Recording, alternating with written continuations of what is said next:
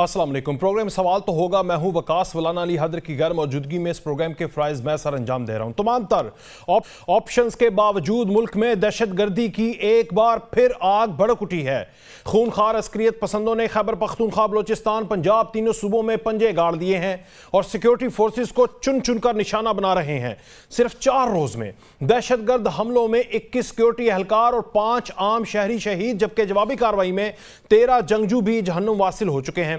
आज के पीके के जिला वादी तीरा में दहशतगर्दों से फायरिंग के तबादले में कर्नल समेत 4 फौजी जवान जाम शहादत नोश कर गए, जबकि 3 दहशतगर्द भी मारे गए। ISPR के मुताबिक दहशतगर्दों से फायरिंग के तबादले में लेफ्टिनेंट कर्नल मोहम्मद हसन हैदर, नायक खुशदिल खान और रफीक खान लॉन्स नायक अब्दुल कादिर वतन पर कुर्बान हो चुके हैं। दहशतगर्दों ने एक दिन पहले डेरा इस्माइल खान में भारी हथियारों के साथ पुलिस की 2 चौकियों पर हमला किया। तवील फायरिंग के तबादले में 2 एहलकार जख्मी हुए। इससे पहले भी डेरा इस्माइल खान में पुलिस गाड़ी के करीब खौफनाक धमाका हुआ था, जिसके नतीजे में 6 अफराद जाँ बाक हुए, जबकि 22 अफराद जख्मी हुए थे। सिक्योरिटी फोर्सेस ने इस दौरान डेरा इस्माइल खान और लकी मरवत में 2 दहशतगर्दों को भी मौत के घाट उतार दिया था। शिद्दत पसंदों ने 2 रोज पहले यानी 4 नवंबर को मियांवाली में एयरफोर्स के ट्रेनिंग एयरबेस पर भी हमले की कोशिश की। ISPR के मुताबिक सिक्योरिटी फोर्सेस ने बराबर कार्रवाई करते हुए हमला नाकाम बना दिया और क्लियरेंस ऑपरेशन के दौरान तमाम के तमाम 9 दहशतगर्दों को हलाक कर दिया। ताहम झड़प के दौरान ग्राउंड किए गए 3 गैर फौल तैयारों को कुछ नुकसान पहुंचा। इस तरह 3 नवंबर को बलोचिस्तान में भी दहशतगर्दों की जानिब से सिक्योरिटी फोर्सेस को 2 गाड़ियों को घात लगाकर निशाना बनाया गया, जिसमें 14 फौजी जवान जामे शहादत नोश कर गए। खबरसां इदारे रॉयटर्स के मुताबिक दहशतगर्द ग्रुप तहरीके जहादे पाकिस्तान TJP के तर्जुमान ने PAF बेस पर हमले की जिम्मेदारी कबूल कर ली। TJP इस साल ही मंजरे आम पर आई और उसने मुल्क में कई बड़े हमले किए, जिसमें इस साल जुलाई में बलोचिस्तान में फौजी अड्डे पर हमला भी शामिल है। उधर मियांवाली एयरबेस में हमले में गैर मुल्की असलहा इस्तेमाल होने का इंकशाफ भी हुआ है। जराए के मुताबिक मियांवाली हमले में मारे जाने वाले दहशतगर्दों से अमरीकी साख्ता असला मिला है। जराए के मुताबिक दहशतगर्दों से मिलने वाले असले में RPG 7K40, 7 M4A4 और M16 शामिल हैं। माहिरीन के मुताबिक अफगानिस्तान में अमरीकी साख के हथियार वाफिर मकदार में मौजूद हैं और अमरीकी निखला के बाद दहशतगर्द पाकिस्तान के खिलाफ गैर मुल्की हथियारों और अफगान सरजमीन का आजादाना इस्तेमाल करते आ रहे हैं। इससे पहले भी जोब कंटोनमेंट में हमले में अमरीकी हथियारों और साजो सामान का इस्तेमाल हुआ था। मुल्क में दहशतगर्दी के हालिया 3 बड़े वाकयात का खुरा भी 2 हमसाया मुमालिक की तरफ जा रहा है। बलोचिस्तान के निगरान वजीर इत्तलात के मुताबिक दहशतगर्दी में भारत के मुलव्वस होने के शवाहिद मिले हैं। एक दिन पहले सोशल मीडिया पर रॉ के अकाउंट मुबारकबाद दे रहे थे।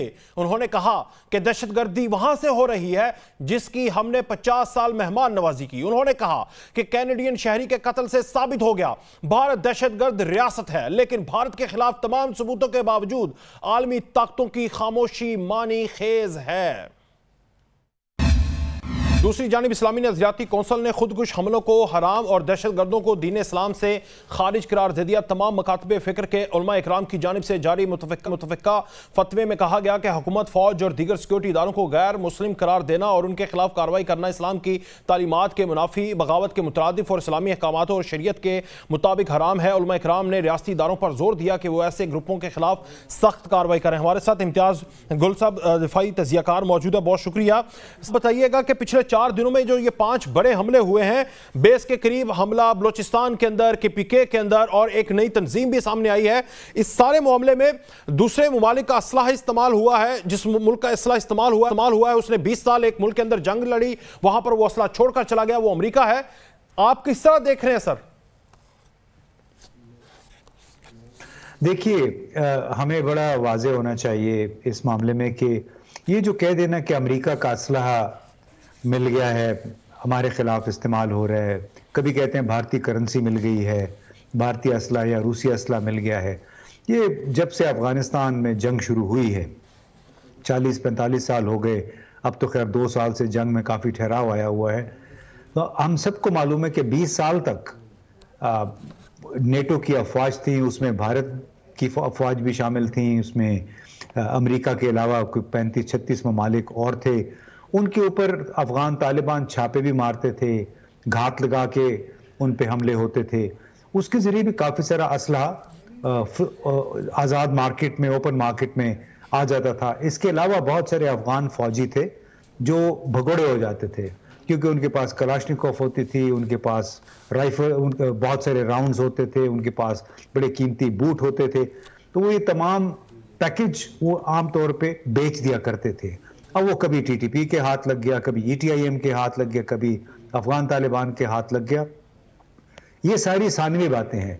असल मसला ये है कि गुज़िश्ता 40 बरसों से अफगानिस्तान जंग का एक हॉटबेड रहा। पहले रूस के खिलाफ जंग थी, फिर बाद में अब दहशतगर्दी के खिलाफ जंग आ गई। उसकी वजह से बहुत सारा असला अफगानिस्तान पहुंचा और वो जहां जहां मुख्तलिफ लोगों के, मुख्तलिफ ग्रुपों के पास गया है। और आप अगर खुद पेशावर चले जाएं, पेशावर से बाहर, तो आपको काफ़ी सारा ऑस्ट्रिया का, ऑस्ट्रेलियन, अमेरिकन, जर्मन असला वहाँ से मिल जाएगा। इसमें कोई ऐसी बड़ी बात नहीं। असल मसला है कि ये लोग सहूलतकार हैं, आलायकार हैं पाकिस्तान में दहशतगर्दी, अदम इस्तेहकाम फैलाने के, और ये वही लोग हैं। इनको हमारे हुकाम अक्सर ये कहते रहते हैं कि जी वो मुसलमान नहीं हो सकते, बड़ा बेरहम सफाक दुश्मन है। ये सारी फजूल बातें हैं।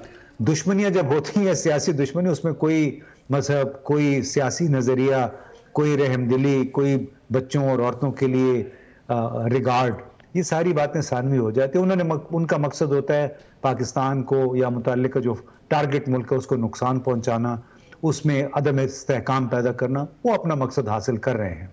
इम्तियाज साहब, ये आपको कहीं देर पा हल नजर आ रहा है इस सारे मामले का? क्योंकि हमने अफगानिस्तान के अंदर देखा, अमेरिका जंग लड़ता रहा, वो जब जा रहा था तो पाकिस्तान का बड़ा अहम किरदार रहा, लेकिन उसके बावजूद भी हमें वहाँ से उस तरह से वेलकम नहीं मिला। अफगान तालिबान हमारी उस तरह से बात नहीं सुन रहे, वहाँ से टेररिज्म भी पाकिस्तान की तरफ आ रही थी। अब पाकिस्तान ने सख्त फैसला लिया, उनके लोगों को वापस भेजना शुरू कर दिया जो गैर कानूनी तौर पर मुकीम थे। इस सारे में अगर ये अमन नहीं होगा दो रियासतों के दरमियान और तीसरी भारत है, तो फिर मैशत भी ठीक नहीं होगी। यूं यही चलता रहेगा या कोई देर पा अमन भी कोई रास्ता निकल सकता है यहां से?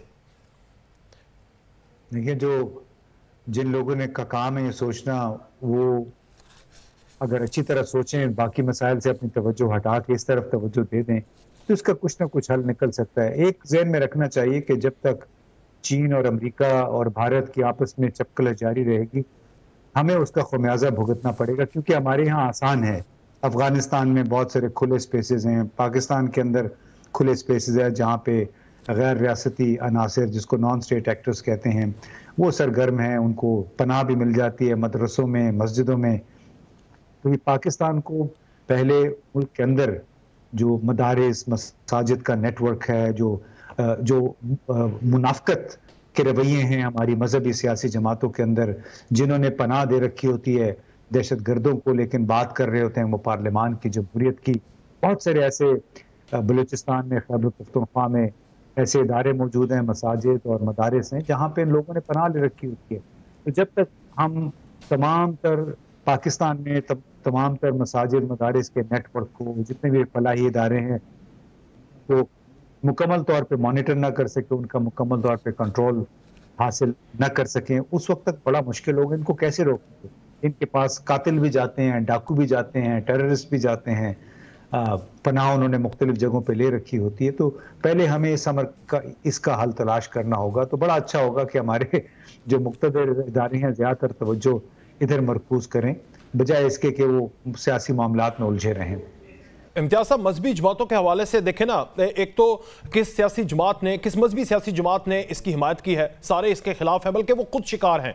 मौलाना फौज रहमान कह रहे थे कि हमें, पिछले दिनों ही कह रहे थे कि हमें उस तरह से ओपन माहौल नहीं दिया जा रहा बलूचिस्तान में कि पीके के अंदर हमारे ऊपर हमले हो रहे हैं, अहमदुल्ला निशाना बने। इससे पहले उनके बड़े रहनुमाओं के ऊपर हमला हुआ। और अगर इनको मॉनिटर करना है तो मुशर्रफ ने एक कोशिश की थी लाल मस्जिद के ऊपर भी, उसका सेटबैक क्या आया उसका आपने देखा। उसके बाद क्या हुआ, एक सिटिंग आर्मी चीफ को, एक सदर को जिस तरह से सामना करना पड़ा। तो इसका देरपा हल ये तो नहीं है कि हम मजहबी जमातों के ऊपर सख्ती करना शुरू कर दें, उनको टारगेट करना शुरू कर दें, हालांकि वो खुद इस सारे दहशतगर्दी का निशाना बन रहे हैं। लेकिन आपको नहीं भूलना चाहिए कि इस्लामाबाद में 2007 जुलाई में लाल मस्जिद में कौन से टेररिस्ट ठहरे हुए थे। इस तरह डेरा इस्माइल खान की कुछ मसाजिद में और बलूचिस्तान जोब की मसाजिद में भी टेररिस्ट ठहरे हुए थे। अबू जुबैदा भी किसी मजहबी जमात के रहनुमाओं के घर से निकला था फैसलाबाद में, तो वो खालिद शेख मोहम्मद भी, लिहाजा ये हम नहीं कह सकते। हाँ, इनके अलबत्ता जो सियासी मुखालफिन हैं, इन्हीं मौलाना फजल रहमान की जमात इसलिए निशाना बनी है कि इनके जो फाइटर्स थे, अंसारुल इस्लाम या क्या इनकी वो एक फोर्स है, उसके बहुत सारे रहनुमा निंगरहार और कुनड़ प्रोविंस में गए थे अफ़गानिस्तान में, और उन्होंने दाइश के ख़िलाफ़, Islamic state of Khorasan province के ख़िलाफ़ जंग लड़ी। उन सबको पता था कि ये वहाँ गए हुए हैं, तो उन्होंने आहिस्ता एक एक करके काफ़ी सारे हमले किए हैं, कुछ लोगों को शहीद भी किया है, और इसी वजह से मौलाना फजल रहमान की जमात भी निशाना बनी है। तो फिर इसका आखिरी हल यही है कि एक तो हम अपने हमसाए मुल्क के लोगों को वापस भेज रहे हैं जो गैर कानूनी तौर पर मुकीम थे, कराची के अंदर अमन को बहाली नहीं कर रहे थे, एक तो ये हो गया, और दूसरा क्या हम जाकर सर्जिकल स्ट्राइक कर सकते हैं, उस तरफ जाया जा सकता है, उस ऑप्शन को देख सकते हैं कि भाई आपकी हुकूमत तो कंट्रोल नहीं कर पाई, पिछली हुकूमत से भी उम्मीद थी, तालिबान अफगान तालिबान की हुकूमत आई, फिर भी वहां से दहशतगर्दी आ रही है, इंपोर्ट हो रही है, तो हम जाकर अमन कायम कर देते हैं, हम जाकर कलाखमा कर देते हैं। इसके लिए बहरहाल अफगानिस्तान के मौजूदा हुक्मरानों के साथ बात करनी पड़ेगी। सर्जिकल स्ट्राइक तो खैर दूर की बात है, हमारे बिल्कुल पड़ोस में है, इस तरह की बात करनी भी नहीं चाहिए, लेकिन बुनियादी तौर पे उनके साथ बातचीत करके उन पे हल्का फुल्का डिप्लोमेटिक्स और इक़्तिसादी दबाव बढ़ा के उनसे ये मकासद हासिल किए जा सकते हैं जो अफ़गानिस्तान की तरफ से TTP या दूसरी जमातें पाकिस्तान के ख़िलाफ़ एक्शन कर रही हैं, उनको किसी हद तक उनकी पेशबंदी की जा सकती है। बहुत शुक्रिया इम्तियाज़ गुल साहब, आप हमारे साथ मौजूद थे। लेते हैं, वापस आएंगे। इसराइल गजा पर तूफान बर्पा किए हुए है, दहशतगर्दी का और बर्बरियत का, उस पर बात करेंगे ब्रेक के बाद।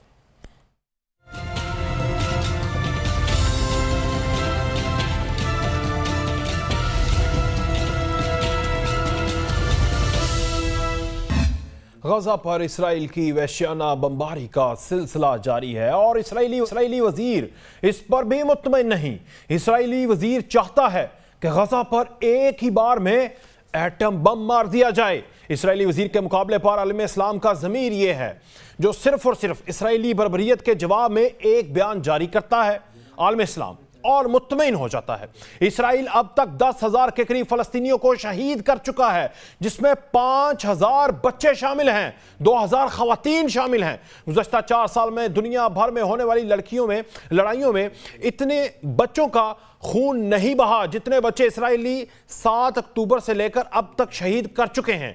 सिर्फ हफ्ते और इतवार की दरमियानी रात इसराइल ने गजा में 2,500 मुकामात को निशाना बनाया और मुसलसल बमबारी के नतीजे में गजा मलबे का ढेर बन चुका है। लेकिन इसराइल बस करने को तैयार नहीं है। जख्मी फलस्तीनी जिन हॉस्पिटल्स में इलाज के लिए जाते हैं, इसराइल उन हॉस्पिटल्स को निशाना बनाता है। फलस्तीनी जिन कैंप्स में पनाह लेते हैं, इसराइल वहां पर भी बम बरसाता है। इसके बावजूद भी इसराइली वजीर अपने मुल्क के हमलों की शिद्दत से मुतमईन नहीं और उसने मशवरा दिया है कि इसराइल को गजा पर जोहरी हमला कर देना चाहिए। एक तरफ ये इसराइली वजीर है, दूसरी तरफ आलम इस्लाम का ज़मीर है, जिसे ना धमाकों से उड़ती गजा की इमारतें जगा पा रही हैं, ना ही अहले गजा की फरियादें और आहें। जबकि इसराइल का दोस्त अमेरिका उसकी मदद के लिए अपनी जोहरी आबदोज़ भी मशरिक़ वुस्ता में भेज चुका है। 2 तैयारा बरदार बहरी जहाज अमेरिका ने पहले ही भेज दिए थे। अमेरिकी खुफिया एजेंसी CIA के सरबराह में इसराइली पहुंच चुके हैं। एक रिपोर्ट के मुताबिक 29 रोज़ में इसराइली 25,000 टन से ज़्यादा बारूद बरसा चुके हैं, जो कि 2 एटम बमों के करीब है, यानी बराबर है। लेकिन इसराइली वजीर तब मुतमईन होगा जब गजा पर जोहरी बम मारा जाएगा। इसराइली वजीर के मुकाबले पर आलम इस्लाम का ज़मीर यह है कि जिसकी तमाम सरगर्मी सिर्फ बयान जारी करने तक महदूद है। वो जोहरी हमले से फलस्तीनियों को मिटा देने का सोच रहे हैं। आलम इस्लाम की जानिब से बस इंसानी हमदर्दी की बात की जा रही है। गजा में मलबे तले दबी एक बच्ची को मलबे से निकाला गया तो उसने निकालने वालों से पूछा, क्या मुझे कब्रिस्तान लेकर जा रहे हैं? इस बच्ची की नस्ल के लिए तसल्ली के लिए उसे कतर का बयान सुनवाते हैं, जिसने कहा कि इसराइली बमबारी के जवाब में दुनिया का रद्द अमल मतलूबा मेयार से कम है। फलस्तीन में मलबे तले दबी एक खातून को इमदादी कारकुन जब निकालने के लिए पहुंचे तो उसने इंतहाई बेबसी से पूछा था, हमारे साथ ऐसा क्यों हो रहा है? आलम इस्लाम के पास इस बच्ची के सवाल का कोई जवाब नहीं है। वहां हाँ, एक जोरदार किस्म का बयान जरूर है। गजा में ऐसे अफराद भी हैं जो इसराइली बमबारी के नतीजे में अपने अज़ा से महरूम हो चुके हैं। इनमें एक 13 साल की बच्ची लायान भी है। ये अपनी 2 टांगों से महरूम हो चुकी है और इस वक्त दर्द कुश अद्वियात के ज़ेर असर है। खबरसां इदारे AFP के मुताबिक खुद जब दर्द कुश अद्वियात का असर ख़त्म होता है तो वो 13 साला बच्ची दर्द से बिलबिला उठती है और कहती है कि मुझे मसनूई टांगे नहीं चाहिए, मुझे मेरी अपनी टांगे चाहिए। लायान नामी इस बच्ची के लिए आलम इस्लाम के पास इंसाफ तो नहीं है। हाँ, तुर्की के सदर तैयब एर्दोगान का बयान जरूर है जो कह रहे हैं कि वो गजा वालों को बेयारो मददगार नहीं छोड़ेंगे। उर्दन ने भी अक़वाम मुत्तहिदा को वो करारदादें याद दिलाई हैं जिनके तहत आम शहरियों की हिफाजत की जानी चाहिए। ईरान ने अरब ममालिक से मुतालबा किया है कि वो इसराइल को तेल और खुराक की फराहमी बंद कर दें। सऊदी अरब ने भी बस मजम्मत की है। बहरीन ने भी जंग बंदी का मुतालबा किया है। पाकिस्तान ने भी तशवीश का इजहार किया है। इसराइल गजा को मिलियामेट करने का सोचता है। आलम इस्लाम इस पर बस बयान देने का सोचता है। इसराइली वजीर गजा पर जोहरी बम मारने का बयान देता है। आलम इस्लाम का ज़मीर बस इजहार मजम्मत और इजहार तशवीश के बाद ही मुत्तमिन होकर बैठ जाता है। हमारे साथ जलाल महमूद फलस्तीनी निजात सहाफ़ी मौजूद हैं। प्रिया जलाल साहब, सर इसराइल का जो वजीर दिफा है वो बार बार ये कह रहा है कि एटम बम मार देना चाहिए। अपनी ख्वाहिश का इजहार कर रहा है कि पाकिस्तान ये जो गजा है इसके ऊपर बम मारना चाहिए। पाकिस्तान हो बाकी ममालिक हो वो सिर्फ मजम्मत कर रहे हैं, आलम इस्लाम मजम्मत कर रहे हैं, इससे आगे नहीं बढ़ रहा। आप इस सारे मामले को अभी वहां की सूरत हाल को किस तरह देख रहे हैं? जी बिस्मिल्लाहिर्रहमानिर्रहीम। सबसे पहली बात मैं आपसे एक गुजारिश करना चाहता हूँ। आपके चैनल की तवस्सुत से और आपकी तवस्सुत से एक पैगाम देना चाहता हूँ 3 ज़बानों में। जी। उर्दू और इंग्लिश और अरबी। अगर आप इजाज़त दें तो मैं ये पैगाम गज़ा की आवाम की तरफ से ये पैगाम लाया हूँ। जी कर लें सर, आप करें, जारी रखें।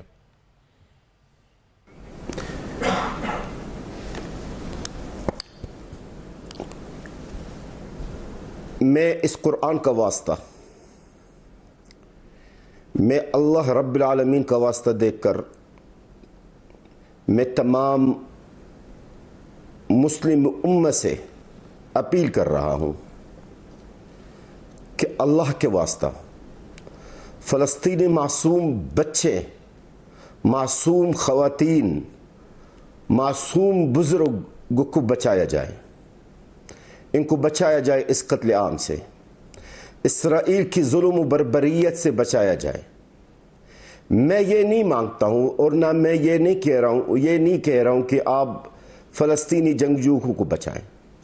नहीं बचाएं इनको, वो हीरोज़ हैं, वो अपने हिफाजत करने जानते हैं। I beg to all Arab and Muslim countries to please save the Palestinian children and women in Gaza. I don't ask to save the Palestinian fighters in Gaza because they are brave heroes and they can protect themselves. أنا أتوسل إلى العالم العربي والإسلامي في كل مكان أن ينقذوا أطفال ونساء وشيوخ غزة الذين يقتلون بغير حق. وأنا لا أسأل وأنا لا أطلب إنقاذ المجاهدين والمقاتلين في غزة، فهم أبطال وهم قادرون على أن يحافظوا على أنفسهم. Ji sir, मैं आपकी सवाल की तरफ आता हूँ। देखिए, इस वक्त सर मैं आपके सवाल की तरफ आता हूँ। जवाब ये है, देखिए इसराइल ने गज़ा को जहन्नम बना दिया। इस वक्त 10,000 से ऊपर हमारे शहीद हो चुके हैं, जिनमें से 5,000 से ज़्यादा बच्चे, 3,000 के करीब ख़वातीन, और भी मज़ीद इसराइल का इरादा है इन मासूमों को कत्ल करने का।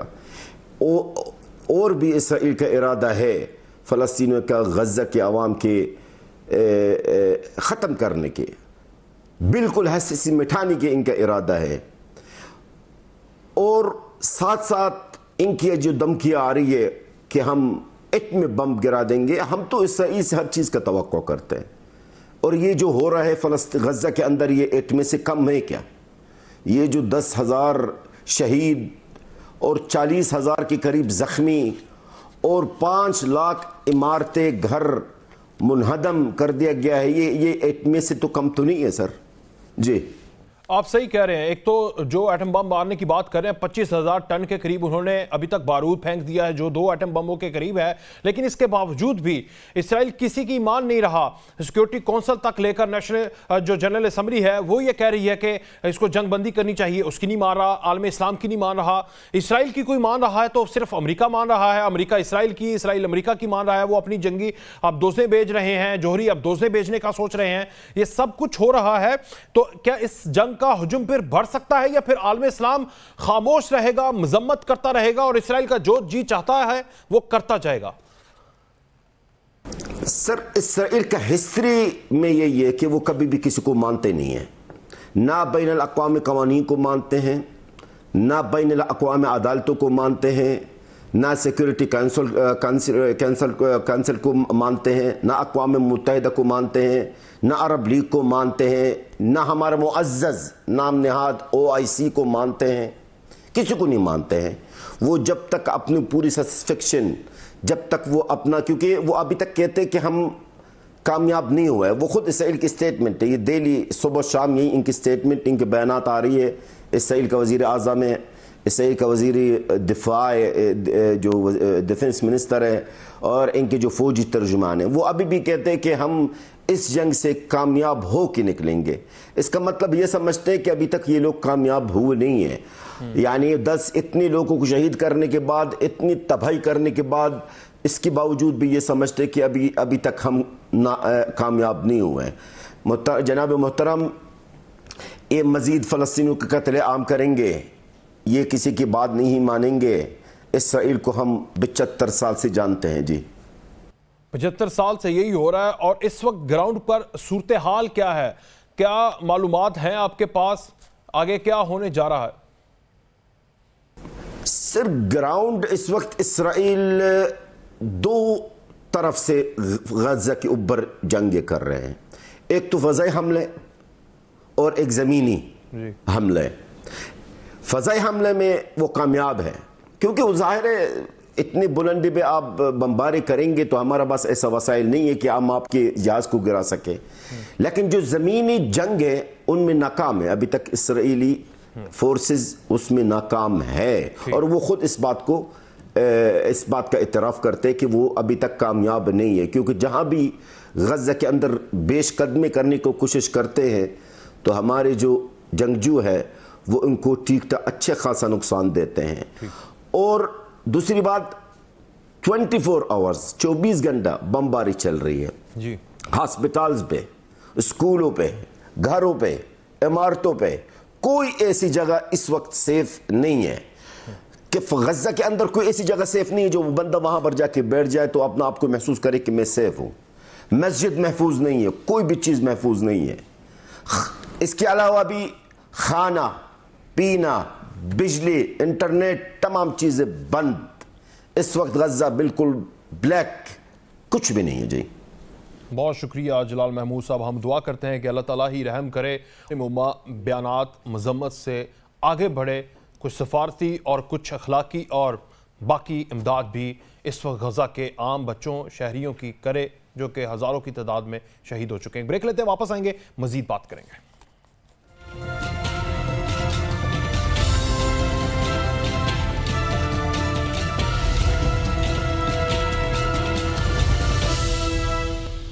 एमक्यूएम पाकिस्तान के घर समझे जाने वाले कराची में पीपल्स पार्टी का सियासी असर और रसूख बढ़ता जा रहा है, जबकि उभरती हुई बल्दियाती कुव्वत जमात इस्लामी भी बैक फुट पर चली गई है। पीपल्स पार्टी ने शहर कायद में बरपा बल्दियात का जिमनी मार्का भी भारी अक्सरियत से जीत लिया है। डॉन अखबार की रिपोर्ट के मुताबिक कराची के 9 बल्दियाती हलकों में union committee chairman, vice chairman और वार्ड काउंसिल्स के इंतखाब में पीपल्स पार्टी पहले नंबर पर रही है। गैर हतमी और गैर सरकारी नताइज के मुताबिक पीपल्स पार्टी ने मजमूई तौर पर 5 निशस्तों पर कामयाबी हासिल की है। पीपल्स पार्टी के कामयाब होने वाले उम्मीदवारों में कराची के मेयर बैरिस्टर मुर्तजा वहाब और डिप्टी मेयर सलमान अब्दुल्ला मुराद भी शामिल हैं। नताइज के मुताबिक मुर्तजा वहाब ने सदर टाउन की यूसी 13 कैक्शा क्लिफ्टन से 3974 वोट लेकर कामयाबी हासिल की, जबकि जमात इस्लाम के उम्मीदवार ने 1566 वोट लिए। इस तरह गुडाब टाउन की यूसी 7 से डिप्टी मेयर कराची अब्दुल्ला मुराद ने 10,000, जबकि उनके मद्दे मुकाबले जमात इस्लामी के उम्मीदवार अयूब ने सिर्फ 1300 वोट हासिल किए। गैर सरकारी नताइज के मुताबिक बल्दियाती इलेक्शन में पीपल्स पार्टी को टफ टाइम देने वाली जमात इस्लामी जिमनी मार्के में निढाल हो चुकी है और सिर्फ नाजमाबाद और जमशेद टाउन्स में जनरल काउंसिल्स की 2 निशस्तें हासिल कर सकी। यूसी सदर टाउन में वाइस चेयरमैन की निशस्त पर पीटीआई और मलीद टाउन में जनरल काउंसिल की निशस्त आजाद उम्मीदवार ने मैदान मार लिया। पीपल्स पार्टी ने जिमनी बल्दियाती इलेक्शन को 8 फरवरी के इंतखाबात का ट्रेलर करार दिया है। चेयरमैन बिलावल भुट्टो ने कहा कि आम इलेक्शन भी अपने बलबूते पर लड़ेंगे और साबित करेंगे कराची से कश्मीर तक लोग पीपल्स पार्टी के साथ हैं। साबिक सदर आसिफ अली जरदारी ने भी मुर्तजा वहाब और अब्दुल्ला मुराद की कामयाबी को अहले कराची की जानिब से मुखालिफिन के लिए खास पैगाम करार दिया।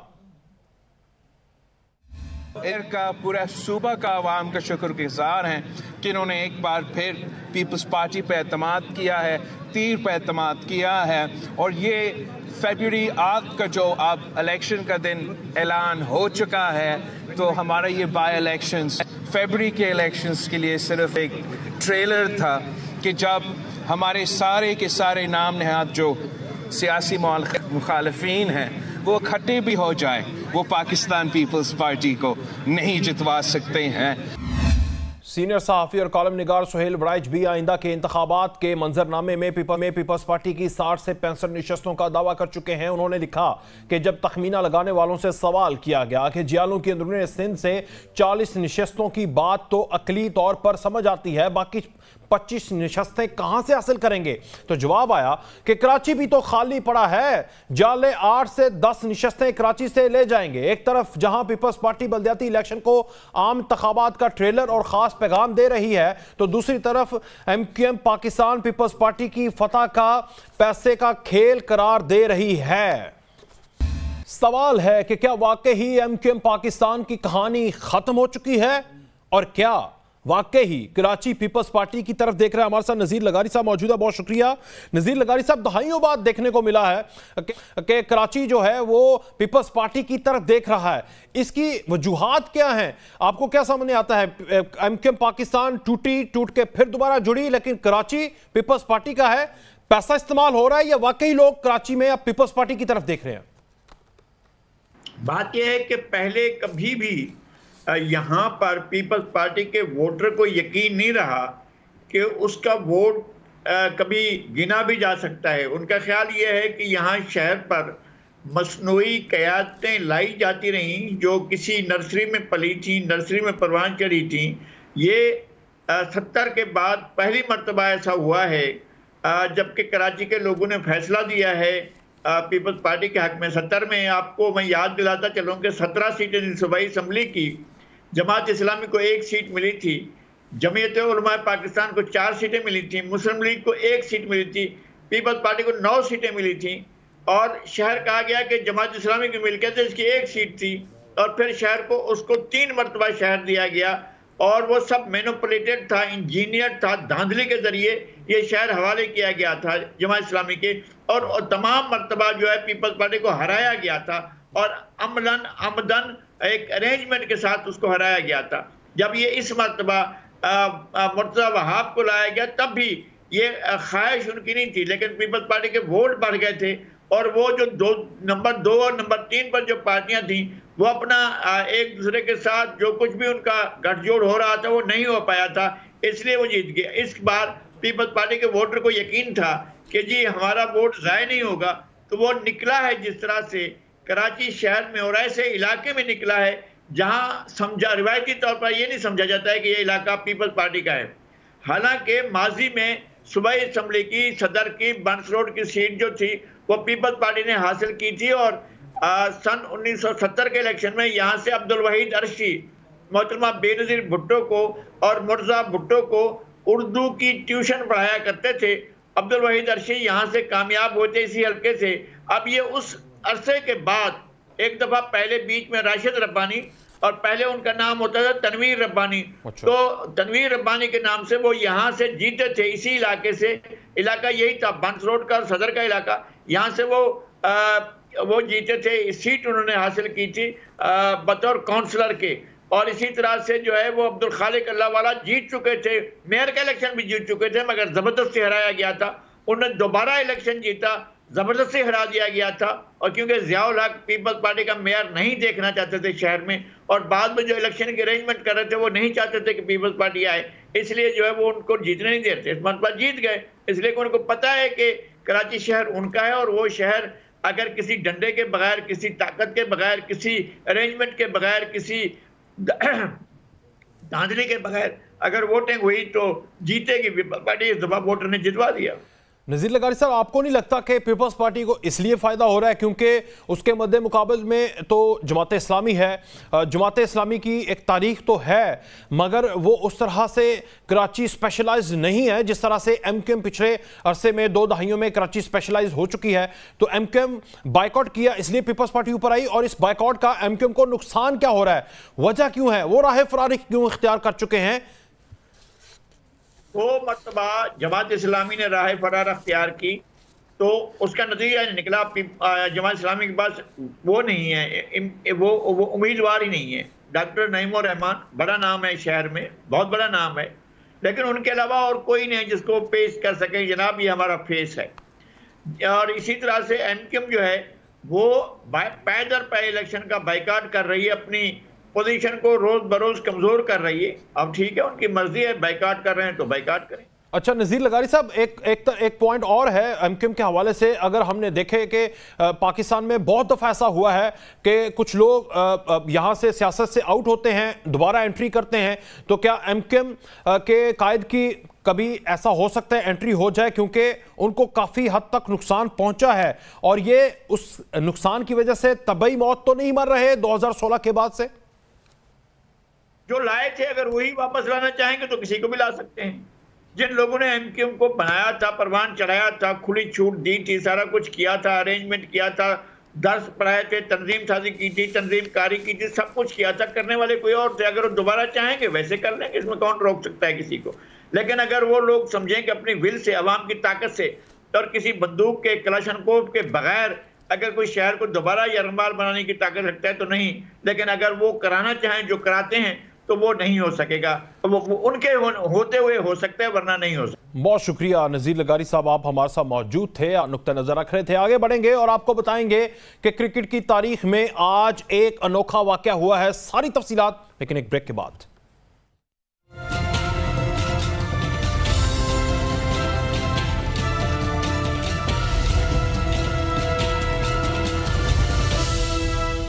वर्ल्ड कप भारत में जारी है और क्रिकेट की तारीख में आज एक अनोखा वाकया हुआ है। तारीख में पहली बार कोई खिलाड़ी विकेट पर आने से पहले ही आउट हो गया है। क्रिकेट वर्ल्ड कप में श्रीलंका और बांग्लादेश का मैच जारी था। बांग्लादेशी खिलाड़ी शकीबुल हसन की गेंद पर श्रीलंकन बल्लेबाज सुधीर आउट हुए तो उनके बाद एंजेलो मैथ्यूज ने आना था। जब वो मैदान में आए तो उन्हें मालूम हुआ कि उनका हेलमेट टूटा हुआ है, जिसकी वजह से उन्हें क्रीज पर आने में ताखीर हो गई।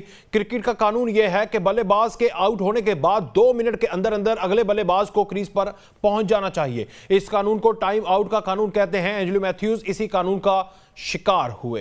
क्रिकेट का एक और कानून भी मौजूद है, यानी कि हैंडलिंग द बॉल। बल्लेबाज कोई शॉट मारे और बॉल विकेटों की तरफ जा रही हो, अगर बल्लेबाज वो बॉल हाथों से रोक लेता तो आउट हो जाएगा, लेकिन वही बैट्समैन अगर हाथों की बजाय लात मारकर बॉल को विकेटों की तरफ जाने से रोक देगा तो आउट नहीं होगा। क्रिकेट का एक और कानून भी है, यानी फेक फील्डिंग। फेक फील्डिंग का मतलब है कि फील्डिंग करते हुए कोई झूठ बोलना। ऑस्ट्रेलिया के एक डोमेस्टिक मैच के दौरान बल्लेबाज ने शॉट लगाई और गेंद फील्डर के हाथ से निकल गई। इसके बावजूद फील्डर ने ऐसे जाहिर किया कि बॉल उसके हाथ में आ गई है और खिलाड़ी रन लेते लेते रुक गया। फील्डर के इस झूठ पर बैटिंग करने वाली टीम को 5 रन दे दिए गए थे।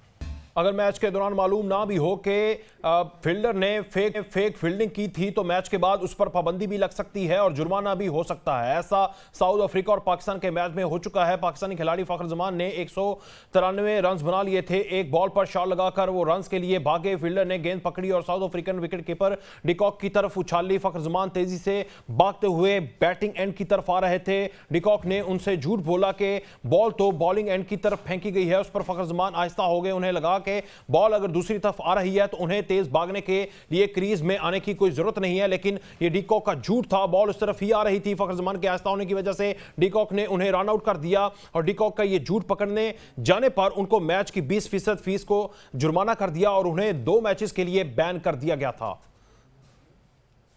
यही गैर मामूली और दिलचस्प कवानीन ही क्रिकेट को एक दिलचस्प खेल बनाते हैं। यही कानून है। भारत के अंदर इस वक्त वर्ल्ड कप जारी है और आज भी एक मुख्तलिफ और अलग से कानून देखने को मिला है। बहुत शुक्रिया। आज के प्रोग्राम से इतना ही। इजाज़त, अल्लाह हाफ़िज़।